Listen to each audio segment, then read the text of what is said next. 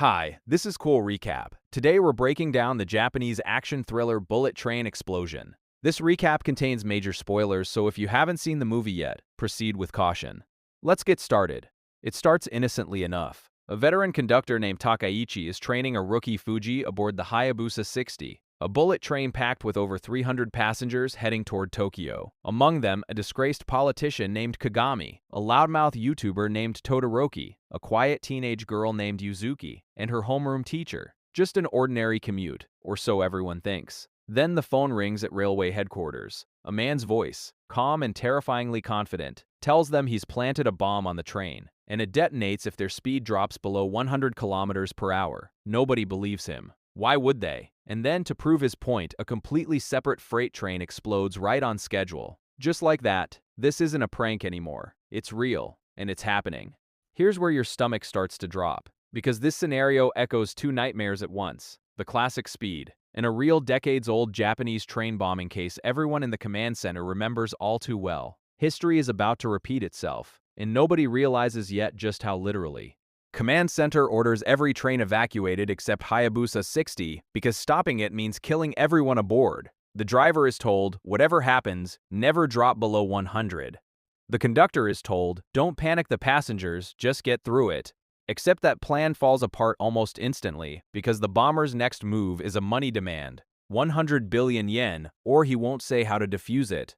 The government's answer? We don't negotiate with terrorists. Cold, firm, and absolutely infuriating to the man holding hundreds of lives hostage. So Takaichi finally tells the passengers the truth, and the cabin erupts into chaos. Picture grown adults screaming, crying, turning on each other. One man storms the conductor's booth and hurls insults at Kagami, dragging up an old scandal from her past. It's ugly, it's raw, and it's only the beginning. The bomber, furious that the government won't budge, releases footage of the explosive strapped to the underbelly of the train. It plays on every screen, including the ones the passengers are watching. Panic turns into something worse: desperation. That's when Todoroki, ever the opportunist, grabs a microphone and starts a live crowdfunding campaign, insisting the government has abandoned them and they need to save themselves. It spreads like wildfire online. But the money trickles in slow, painfully slow, and then someone in the crowd recognizes a fellow passenger. A man named Goto, a former airline executive infamous for a helicopter crash that killed 8 schoolchildren.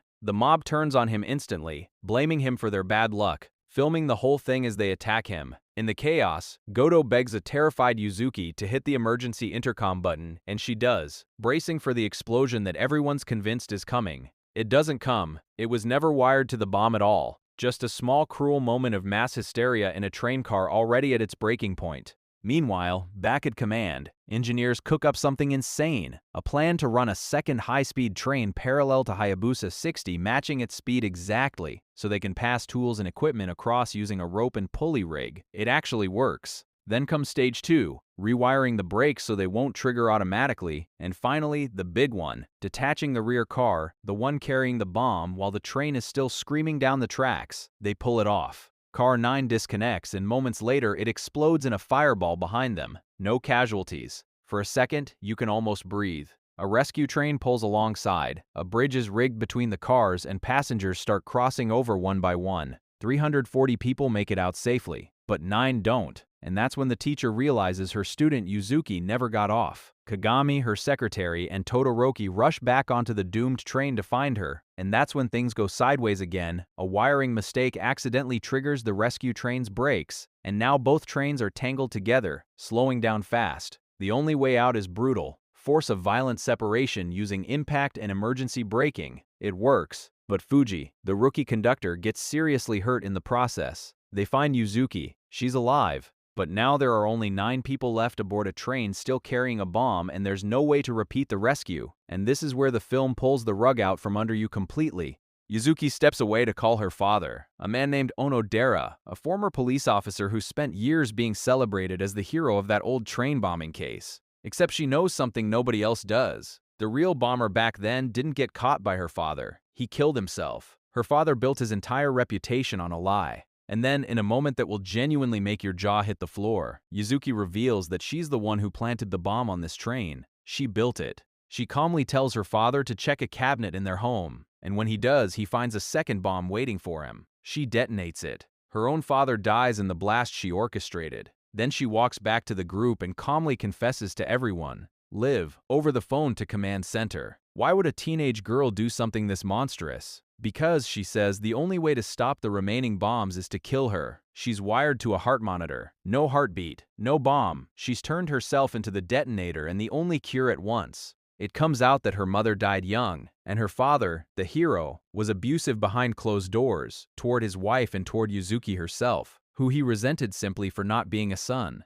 Investigators also uncover an accomplice, an older man secretly helping her, who turns out to be the son of the original 1975 bomber. Motivated by his own inherited grudge against Onodera, he gives up the final piece of the puzzle. 3 more bombs, hidden in cars 1, 4, and 6, with Tokyo bearing down on them. There's 1 shot left. Split the train again. Detach the front cars carrying the bombs and reroute them onto a separate track, while the rear cars carry survivors to safety. It's chaotic. It's violent. Cars collide. There's a crash into a barrier. But somehow, impossibly, everyone left aboard survives. The front section explodes alone, far from anyone who could get hurt. As for Yuzuki, she's arrested, placed in an ambulance, still radiating hatred for a world that broke her long before she ever built that bomb. An officer tries something simple. He shows her that Todoroki's crowdfunding page hit its goal.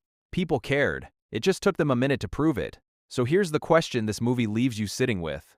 When someone is shaped entirely by cruelty, is there ever really a way back, or does the damage just find a new way to explode?